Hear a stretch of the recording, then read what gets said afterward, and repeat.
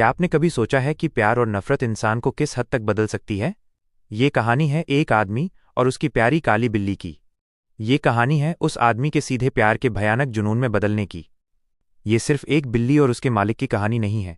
ये कहानी है शराब के अंधेरे की, बदलते मन की और जुर्म के डरावने अंजाम की। क्या एक बेजुबान जानवर बदला ले सकता है? क्या एक गलती एक इंसान की पूरी जिंदगी तबाह कर सकती है? इस कहानी में डर भी है, जुनून भी और एक बड़ा राज भी। अगर आप सच्चे रोमांच के लिए तैयार हैं, तभी ये कहानी सुनिएगा। एडगर एलन पो की ये कहानी आपको अंत तक सोने नहीं देगी। मैं जो कहानी आपको सुनाने जा रहा हूं, वो बहुत ही भयानक और डरावनी है। मुझे ये उम्मीद नहीं है कि कोई इस पर विश्वास करेगा। जिस बात को मेरी अपनी आंखों ने देखकर भी मानने से मना कर दिया, भला कोई दूसरा उस पर कैसे विश्वास कर सकता है। लेकिन मैं पागल नहीं हूं और न ही मैं कोई सपना देख रहा हूं। कल मैं मरने वाला हूं, इसलिए आज मैं अपनी आत्मा का बोझ हल्का करना चाहता हूं। मैं चाहता हूं कि दुनिया को सब कुछ सादे सीधे और कम शब्दों में बता दूं। मैं अपनी तरफ से कोई बात जोड़े बिना सारी घटनाओं को जैसे का तैसा सामने रखूंगा। इन्हीं घटनाओं के कारण मैं डरा, सताया गया और बर्बाद हो गया। मैं इन घटनाओं की व्याख्या नहीं करूंगा। मेरे लिए ये घटनाएं डरावनी हैं, पर हो सकता है दूसरों को ये भयानक कम और अजीब ज्यादा लगें। शायद कुछ बुद्धिमान लोग इसे मेरा मामूली भ्रम कहेंगे और कुछ शांत व समझदार लोग शायद इसे केवल कारण और परिणाम का एक सामान्य सिलसिला मानेंगे। बचपन से ही मुझे सीधा साधा और संवेदनशील माना जाता था। यहां तक कि मेरी कोमलता के कारण मेरे दोस्त मेरा मजाक उड़ाते थे। मुझे जानवरों से खास प्यार था। मेरे माता पिता ने मेरी खुशी के लिए कई तरह के पालतू जानवर ला दिए थे। मैं अपना अधिकतर समय उन्हीं के साथ बिताता था। उन्हें खिलाने और दुलारने में मुझे बहुत खुशी मिलती थी। जैसे जैसे मेरी उम्र बढ़ती गई, मेरे चरित्र की ये खासियत भी बढ़ती गई। बड़ा होने पर यही जानवरों का प्यार मेरी खुशी का सबसे बड़ा सहारा बन गया। जिन लोगों को ईमानदार और होशियार कुत्ते से बहुत प्यार है, उन्हें मुझे ये बताने की जरूरत नहीं है कि इस प्यार से कितना गहरा सुकून मिलता है। जानवर का निस्वार्थ प्रेम और बलिदान की भावना सीधे दिल को छू लेती है। ये प्यार अक्सर इंसानों की छोटी दोस्ती और कमजोर वफादारी से बेहतर साबित होता है। मैंने जल्दी शादी कर ली थी और मैं बहुत खुश था। मेरी पत्नी का स्वभाव मेरे जैसा ही था, इसलिए हमारी खूब बनती थी। चूंकि उसे पता था कि मुझे जानवरों से कितना प्यार है, इसलिए वो घर में हर तरह के जानवर ले आती थी। हमारे पास चिड़ियां, एक कुत्ता, लाल मछली, खरगोश, एक छोटा बंदर और एक बिल्ला था। वो बिल्ला बिल्कुल काला, काफी बड़ा और सुंदर था। वो बहुत होशियार था। मेरी पत्नी अंधविश्वासी नहीं थी, लेकिन जब वो उसकी बुद्धिमानी की बात करती थी तो वो अक्सर एक पुरानी बात का जिक्र करती थी कि काली बिल्ली असल में बदला हुआ रूप वाली चुड़ैल होती है। वो इस बात को गंभीरता से नहीं मानती थी, पर मैं इस बात का जिक्र इसलिए कर रहा हूं क्योंकि ये याद रखने लायक है। मेरा सबसे प्रिय पालतू जानवर प्लूटो हमेशा मेरे पीछे पीछे आता था। वो मेरे साथ सड़कों पर भी चला आता था, जिसे रोकना मेरे लिए मुश्किल होता था। हमारी ये दोस्ती कई साल तक चली, पर धीरे धीरे शराब के कारण मेरा स्वभाव बहुत बदलने लगा। ये बात मुझे मानते हुए शर्म आती है। मैं हर दिन ज्यादा चिड़चिड़ा, गुस्सैल और दूसरों की भावनाओं की परवाह न करने वाला बनता गया। पहले मैं अपनी पत्नी से गलत भाषा में बात करने लगा था और बाद में तो उस पर हाथ भी उठाने लगा। मेरे पालतू जानवरों को भी मेरे इस बदले स्वभाव को झेलना पड़ा। मैं अब उनकी सिर्फ उपेक्षा ही नहीं, बल्कि उनके साथ बुरा बर्ताव भी करने लगा था। फिर भी प्लूटो के लिए मेरे मन में अब भी इतना प्यार था कि मैं उसके साथ बुरा व्यवहार नहीं करता था। अगर खरगोश, बंदर या कुत्ता गलती से या प्यार से मेरे रास्ते में आ भी जाते थे तो मैं उन्हें परेशान करता था। मेरी बीमारी शराब की लत बढ़ती गई और अब प्लूटो को भी, जो अब बूढ़ा और ज्यादा चिड़चिड़ा हो रहा था, मेरे बुरे बर्ताव का असर झेलना पड़ा। एक रात मैं नशे में धुत होकर घर लौटा। मुझे लगा कि प्लूटो मेरे सामने आने से झिझक रहा है। मैंने उसे पकड़ा। मेरी हिंसा से डरकर उसने हल्का सा मेरे हाथ पर दांत गड़ा दिया। तभी मुझ पर फौरन एक वहशी गुस्सा हावी हो गया। मैं खुद को पहचान नहीं पा रहा था। ऐसा लगा जैसे मेरी आत्मा शरीर छोड़कर चली गई हो और एक दुष्ट शैतानी ताकत ने मेरे पूरे शरीर पर कब्जा कर लिया हो। मैंने अपनी जेब से एक छोटा चाकू निकाला, उस बेचारे जानवर को गले से पकड़ा और जानबूझकर उसकी एक आंख बाहर निकाल ली। इस क्रूरता के बारे में लिखते हुए भी मुझे शर्म आ रही है और मैं कांप उठता हूं। अगली सुबह जब मेरा होश वापस आया तो रात की दुष्टता और गुस्से का नशा उतर चुका था। मुझे अपने किए पाप पर डर और अफसोस हुआ, लेकिन यह भावना बहुत कमजोर थी। मेरी आत्मा उससे अप्रभावित रही। जल्दी ही मैं फिर से वैसी ही हरकतें करने लगा। शराब ने उस बुरी हरकत की याद भी भुला दी। इस बीच बिल्ली धीरे धीरे ठीक होता गया। ये सच है कि खोई हुई आंख का गड्ढा एक डरावना दृश्य था, पर ऐसा नहीं लगता था कि उसे अब कोई दर्द होता होगा। वो पहले की तरह घर में घूमता था, पर जैसा कि होना ही था, वो मुझे देखते ही बहुत डरकर भागता था। मुझमें पुरानी भावनाएं इतनी बाकी थीं कि पहले तो अपने से प्यार करने वाले जानवर की साफ दिखती नफरत मुझे दुखी करती थी, पर धीरे धीरे इसकी जगह चिढ़ने ले ली। और फिर जैसे इस हार की वजह से मेरे अंदर एक और दुष्ट आत्मा आ गई।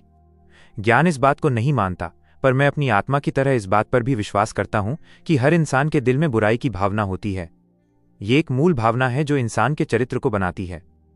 कितनी बार ऐसा नहीं होता कि एक व्यक्ति ये जानते हुए भी कि उसे ऐसा नहीं करना चाहिए, बुरा या मूर्खतापूर्ण काम करता है? क्या हम जानते हुए भी बार बार नियम नहीं तोड़ते? मेरे विचार से मुझमें यह दुष्टता मेरी आखिरी हार के कारण आई। हर किसी की आत्मा में बुरा काम करने की अजीब इच्छा होती है। वो गलत काम सिर्फ इसलिए करता है क्योंकि गलत काम करना है। वो अपने स्वभाव से उल्टा काम करता है। उसी भावना ने मुझे उकसाया और मैंने उस निर्दोष को पूरी तरह खत्म करने की सोची। एक दिन मैंने क्रूरता के साथ उसके गले में फंदा डाला और उसे पेड़ की डाल से लटका दिया। मेरी आंखों से आंसू बह रहे थे। मेरे दिल में बहुत अफसोस था। मैंने उसे लटका दिया क्योंकि मैं जानता था कि वो मुझे प्यार करता था, क्योंकि मैं जानता था कि उसने मुझे ऐसा करने का कोई कारण नहीं दिया था। मैंने उसे लटका दिया, हालांकि मैं जानता था कि ऐसा करके मैं एक भयानक पाप कर रहा हूं। एक ऐसा भयानक पाप जो मेरी अमर आत्मा को परम दयालु ईश्वर की कृपा की पहुंच से हमेशा के लिए दूर कर देगा। जिस रात मैंने वो क्रूर काम किया, उसी रात आग आग की आवाज से मेरी नींद खुली। मेरे बिस्तर के पर्दे लपटों में थे। पूरा घर जल रहा था। बहुत मुश्किल से मैं, मेरी पत्नी और नौकर उस भयानक आग से बच पाए। सब कुछ जलकर खत्म हो गया। मेरी सारी दौलत चली गई। इसके बाद मैं गहरी निराशा में डूब गया। मैं ये कहने की कमजोरी नहीं दिखाऊंगा कि मेरी क्रूरता और इस दुर्घटना के बीच कोई संबंध था, पर मैं घटनाओं की कड़ी बता रहा हूं और एक भी बात अधूरी नहीं छोड़ना चाहता। जब आग बुझी तो एक दीवार को छोड़कर बाकी सब गिर गई थीं। ये वो दीवार थी जो बहुत मोटी नहीं थी और घर के बीच में थी। मेरा पलंग का सिराना इसी दीवार की तरफ था। इस हिस्से का प्लास्टर आग से बच गया था, शायद इसलिए क्योंकि ये नया बना था। दीवार के पास बहुत भीड़ जमा थी। बहुत से लोग एक हिस्से को बेचैनी से देख रहे थे। वे कह रहे थे, ताज्जुब है। और सिर्फ यही, इन बातों ने मेरी जिज्ञासा बढ़ा दी। जब मैं वहां गया तो मैंने देखा, सफेद दीवार पर एक बिल्ली का आकार खुदा हुआ था। वो काफी हद तक सही लग रहा था। उसकी गर्दन के चारों तरफ रस्सी थी। जब मैंने वो आकार देखा, क्योंकि वो एक तस्वीर से कम कुछ नहीं था, मेरा आश्चर्य और डर बहुत बढ़ गया। पर कुछ देर बाद एक विचार ने मेरी मदद की। मुझे याद आया कि मैंने उस बिल्ले को घर के पास वाले बगीचे में लटकाया था। आग लगने पर इस बगीचे में भीड़ जमा हो गई थी। शायद किसी ने मुझे जगाने के लिए उस बिल्ले को पेड़ से उतारा होगा और खिड़की से मेरे कमरे में फेंक दिया होगा। मेरी क्रूरता का शिकार वो बिल्ला नए लगे प्लास्टर से चिपक गया होगा।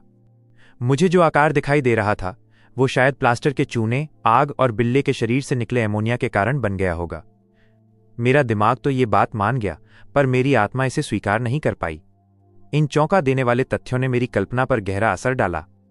महीनों तक मैं काली बिल्ली के ख्याल से बाहर नहीं निकल पाया, और इन दिनों मेरे मन में एक अजीब अफसोस का भाव आया। मुझे उस जानवर को खो देने का दुख भी हुआ था। मैं उस जगह की खोजबीन करने लगा जहां आग लगने से तबाही हुई थी, ताकि उसी तरह का कोई दूसरा जानवर ढूंढ सकूं जो प्लूटो की जगह ले सके। एक रात मैं बेचैन सा एक शराब के अड्डे पर बैठा था। तभी मेरी नजर एक काली चीज पर पड़ी जो उस जगह के बड़े शराब के पीपे के ऊपर बैठा था। मैं कुछ पल टकटकी लगाकर उसे देखता रहा। मुझे अचरज हुआ कि उसे देखते ही मैं उसकी तरफ बढ़ा और मैंने उसे हाथ से छुआ। वो एक काला बिल्ला था, बहुत बड़ा, ठीक प्लूटो जितना बड़ा। वो हर तरह से प्लूटो से मिलता था, सिवाय एक चीज के। प्लूटो के शरीर पर एक भी सफेद बाल नहीं था, जबकि इस बिल्ले की छाती पर एक बहुत बड़ा सफेद धब्बा था। मेरे छूते ही वो तुरंत उठा और जोर से गुर्राने लगा। वो मेरे हाथ से अपने आप को रगड़ने लगा। ऐसा लगा कि मेरे ध्यान देने से वो खुश था। यही वो जानवर था जिसकी मुझे तलाश थी। मैंने वहां के मालिक से उसे खरीदना चाहा, पर वो उसका नहीं था। न ही वो उसके बारे में कुछ जानता था। उसने उसे पहले कभी देखा भी नहीं था। मैं उसे सहलाता रहा, और जब घर जाने को तैयार हुआ तो वो मेरे साथ चलने को तैयार था। मैंने उसे चलने दिया। बीच बीच में मैं झुककर उसे थपथपा देता था। घर पहुंचते ही उसने उस जगह को अपना लिया और मेरी पत्नी से भी तुरंत दोस्ती हो गई। जहां तक मेरा सवाल था, जल्दी ही मुझमें उस नए बिल्ले के लिए नफरत जाग उठी। ये बिल्कुल उल्टा था जो मैं उम्मीद कर रहा था, पर मुझे नहीं पता कि ऐसा क्यों हुआ। मेरे प्रति उसका प्यार मुझमें और ज्यादा गुस्सा भर रहा था। धीरे धीरे ये गुस्सा नफरत की कड़वाहट में बदल गया। अपनी पहली क्रूरता की याद और एक तरह की शर्म के कारण मैं उसे मारने से बचता था, इसलिए मैं उसकी उपेक्षा करता रहा। कुछ हफ्तों तक न मैंने उसे मारा, न उसके साथ कोई हिंसा की, पर धीरे धीरे मुझे उससे इतनी नफरत हो गई कि मैं बता नहीं सकता। मैं उसकी घिनौनी मौजूदगी से ऐसे भागने लगा जैसे लोग प्लेग की बीमारी से भागते हैं। उसे घर लाने के बाद वाली सुबह से मेरी नफरत और बढ़ गई। इसका कारण ये जानकारी थी कि उसकी भी प्लूटो की तरह एक आंख नहीं थी, लेकिन इस कमी की वजह से मेरी पत्नी को उससे बहुत प्यार हो गया था। मेरी पत्नी में मानवीयता थी, जो कभी मेरी भी खासियत हुआ करती थी और जिसके कारण मैं बहुत खुश रहा करता था। ऐसा लगता था कि इस बिल्ले के प्रति मेरी नफरत जितनी बढ़ रही थी, उतना ही बिल्ला मुझसे प्यार कर रहा था। पाठकों को यह समझाना मुश्किल है कि वो किस जिद से मेरे पीछे पड़ा रहता था। जब भी मैं बैठता, वो मेरी कुर्सी के नीचे बैठ जाता था या मेरे घुटनों पर चढ़कर अपने घृणित प्यार से मुझे भर देता था। अगर मैं चलने के लिए खड़ा होता तो वो मेरे पैरों के बीच में आकर मुझे गिरा देता था, या मेरे कपड़ों में अपने तेज नाखून गड़ाकर मेरी छाती तक चढ़ जाता था। ऐसे समय मेरा मन करता था कि एक ही हाथ मारकर उसे खत्म कर दूं, पर पहले पाप की याद से, और हां, मुझे मानना पड़ेगा, उस जानवर से डर के कारण मैं खुद को ऐसा करने से रोकता था। यह डर शारीरिक चोट का डर नहीं था। मैं इसे किसी और तरह से बता भी नहीं सकता। मुझे शर्म आती है। हां, इस कैद खाने में भी मुझे मानने में शर्म आती है कि उस जानवर ने मेरे अंदर जो डर और खौफ पैदा किया था, वो एक झूठी कल्पना से और बढ़ गया था। मेरी पत्नी ने कई बार मेरा ध्यान उस बिल्ले के सफेद बालों वाले हिस्से की ओर खींचा। आपको याद होगा, पहले ये निशान बड़ा था, पर किसी निश्चित आकार का नहीं था। पर धीरे धीरे मुझे अंदाजा भी नहीं हुआ और ये निशान एक स्पष्ट आकार लेता जा रहा था। काफी समय तक मेरा दिमाग इसे सिर्फ कल्पना मानकर नकारता रहा, पर अब वो निशान एक ऐसा आकार ले रहा था जिसका नाम लेने से भी मैं कांप उठता हूं। शायद इसीलिए मैं उससे डरने के साथ साथ इतनी नफरत करता था कि अगर हिम्मत होती तो उस राक्षस से छुटकारा पा लेता। अब मैं कह सकता हूं कि वो भयानक आकार एक डरावनी छाया फांसी के फंदे की थी। डर, पाप, दुख और मौत का भयानक हथियार। अब मैं इंसान के साधारण दुख से परे पूरी तरह दुर्भाग्य से भर चुका था। एक क्रूर जानवर जिसके साथी को मैंने नफरत से मारकर गिरा दिया था, वो मेरे लिए, उस आदमी के लिए जिसे भगवान के बराबर माना जाता है, असहनीय दुख पैदा कर रहा था। अफसोस, अब मेरे पास आराम का वरदान नहीं था। दिन में वो जानवर पल भर को भी मुझे अकेला नहीं छोड़ता था, और रात में मैं हर घंटे अजीब डर से चौंक कर उठ जाता था। मैं उसकी गर्म सांसें अपने चेहरे पर महसूस करता था और उसका भारी वजन हर समय मेरे दिल पर एक बोझ डालता था। मुझमें उस साक्षात बुरे सपने को हटाने की ताकत नहीं थी। ऐसी मानसिक यंत्रणा के कारण मुझमें जो थोड़ी बहुत अच्छाई बची थी, वो भी खत्म हो गई। बुरे से बुरे विचार मेरे एकमात्र साथी बन गए। मेरे स्वभाव में जो गुस्सा था, वो बढ़कर सब चीजों और इंसानों के प्रति नफरत में बदल गया। बहुत बार मैं अचानक गुस्से से बेकाबू हो जाता था, पर मेरी पत्नी बिना शिकायत किए धैर्यपूर्वक सब सहती थी। गरीबी से मजबूर होकर हम एक पुराने मकान में रह रहे थे। एक दिन घर के किसी काम से मेरी पत्नी मेरे साथ तहखाने बेसमेंट में गई। सीढ़ियां बहुत सीधी थीं। अगले ही पल वो बिल्ला मेरे पीछे से आया। उसकी वजह से मैं सिर के बल गिरने वाला हो गया। मैं गुस्से से पागल हो उठा और उस डर को भूल गया जिसकी वजह से मैंने अब तक उसे मारा नहीं था। मैंने एक कुल्हाड़ी उठाई और उस जानवर को निशाना बनाकर फेंकनी चाहिए। अगर वो निशाने पर लगती तो बिल्ला निश्चित रूप से मर जाता, पर मेरी पत्नी ने अपने हाथ से मुझे बीच में ही रोक लिया। इस रुकावट से मुझमें राक्षसी गुस्सा भर गया। मैंने उसकी पकड़ से अपना हाथ छुड़ाया और कुल्हाड़ी पत्नी के सिर पर दे मारी। वो बिना आवाज किए वहीं ढेर हो गई। ये भयानक कत्ल करने के बाद मैं लाश छिपाने की योजना बनाने लगा। मैं जानता था कि दिन हो या रात, पड़ोसियों की नजर में आए बिना शरीर को घर से बाहर ले जाना संभव नहीं था। मेरे दिमाग में कई विचार आए। एक बार सोचा कि शरीर के छोटे छोटे टुकड़े करके आग में डाल दूं। दूसरी बार तहखाने की जमीन खोदकर दफनाने का विचार आया। फिर सोचा आंगन के कुएं में फेंक दूं या किसी बक्से में बंद करके मजदूर से उठवा दूं। आखिरकार मुझे एक सबसे अच्छा तरीका सूझा। मैंने तय किया कि तहखाने की दीवार में चिन्ह दूं, जैसा कि पुराने जमाने में लोग किया करते थे। इस काम के लिए तहखाने की दीवार ठीक थी। इस पर हाल ही में प्लास्टर किया गया था, जो सीलन के कारण अभी पूरी तरह सूखा नहीं था। इसके अलावा एक दीवार पर नकली चिमनी का एक उभार था। मुझे कोई शक नहीं था कि वहां की ईंटें हटाना मुश्किल नहीं होगा। मुझे लगा कि लाश रखकर फिर से पहले जैसी चिनाई करने पर किसी को शक नहीं होगा, और मेरा अंदाजा सही निकला। एक कुदाल की मदद से मैंने आसानी से ईंटें हटाईं। फिर मैंने लाश को अंदर की दीवार के सहारे खड़ा किया और बिना किसी परेशानी के फिर से पहले जैसी दीवार चिन दी। पूरी सावधानी से मैंने मसाला तैयार किया और पुराने प्लास्टर से मिलता जुलता प्लास्टर नई चिनाई पर कर दिया। काम खत्म करने के बाद मैं संतुष्ट था कि सब ठीक से हो गया। दीवार में कोई फर्क नहीं था। मैंने बड़े ध्यान से जमीन पर से सारा कूड़ा उठाया, एक विजेता की तरह चारों तरफ नजर डाली और खुद से कहा, मेरी मेहनत बेकार नहीं गई। मेरा अगला काम उस जानवर को ढूंढना था जिसके कारण यह कुकर्म हुआ। मैंने तय कर लिया था कि उसे जान से मार दूंगा। अगर वो तभी मुझे मिल जाता तो उसकी यही किस्मत होती। पर लगा कि वो धूर्त जानवर मेरे पिछले गुस्से से डर गया था। वो मेरी वर्तमान मनः स्थिति में मेरे सामने आना नहीं चाहता था। उस घिनौने जानवर के न होने से मेरे दिल को जो शांति मिली उसे बताना असंभव था। वो रात को भी नहीं लौटा। उसके इस घर में आने के बाद ये पहली रात थी जब मैं शांति से गहरी नींद सोया। हाँ, हत्या का बोझ मेरे मन पर जरूर था। दूसरा और तीसरा दिन भी बीत गया, मुझे सताने वाला नहीं आया। मैं फिर एक बार आजाद इंसान की तरह सांस लेने लगा। वो शैतान डरकर हमेशा के लिए भाग गया था, पर मुझे अपने कुकर्म की ग्लानि तंग कर रही थी। मैंने उस बिल्ले के बारे में कुछ खोज की, पर कुछ पता नहीं चला। अब मुझे भविष्य की खुशी सुरक्षित लग रही थी। हत्या के चौथे दिन बिना किसी आशंका के एक पुलिस दल आ गया। उन्होंने बड़ी गहराई से घर में खोजबीन की। लाश को छिपाने वाली जगह के बारे में पूरी तरह निश्चिंत होने के कारण मैं बिल्कुल परेशान नहीं था।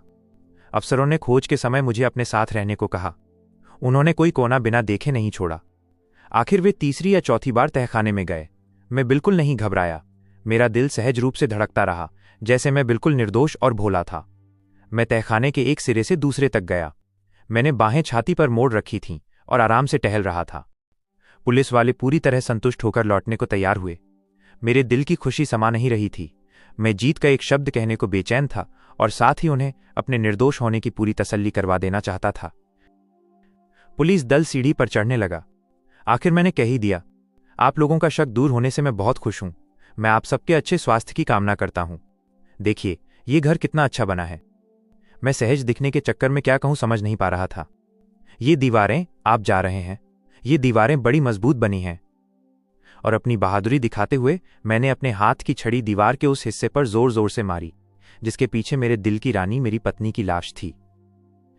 पर भगवान मुझे अत्याचारी के जहरीले दांत से बचाए। मेरे वार की आवाज अभी शांत भी नहीं हुई थी कि उस कब्र से आवाज आई। एक चीख, पहले दबी और टूटी सी, जैसे कोई बच्चा सिसक रहा हो, और फिर ऊंची लंबी चीख होती गई, पूरी तरह असाधारण और अमानवीय।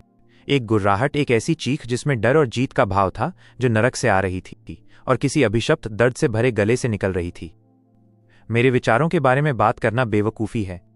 मैं लड़खड़ाता हुआ बेहोशी की सी हालत में दूसरी तरफ की दीवार से लगकर खड़ा हो गया। पूरा पुलिस दल पल भर के लिए डर और ताज्जुब से पत्थर जैसा हो गया। दूसरे ही पल दर्जन भर मजबूत हाथ दीवार पर काम में लग गए। दीवार गिरा दी गई।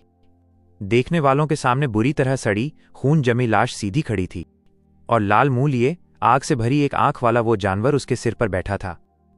उसी ने चालाकी से मुझे हत्या करने को उकसाया और उसी की आवाज ने मुझे जल्लाद तक पहुंचाया। मैंने अनजाने में उस राक्षस को दीवार में चिन दिया था। तो दोस्तों, आज की ये भयानक मनोवैज्ञानिक कहानी यहीं पर समाप्त होती है। ये कहानी हमें सिखाती है कि इंसान का अपराध बोध, गिल्ट और क्रूरता उसे बर्बादी के रास्ते पर कैसे धकेल सकती है।